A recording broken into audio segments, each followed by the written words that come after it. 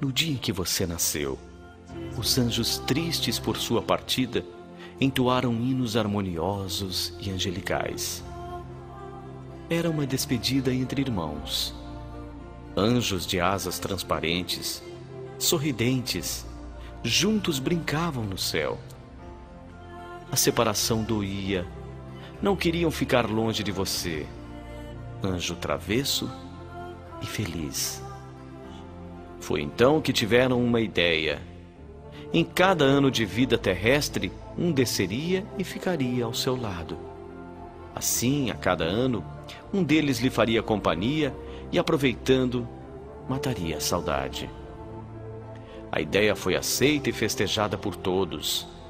Depois daquele dia, você nunca ficou só.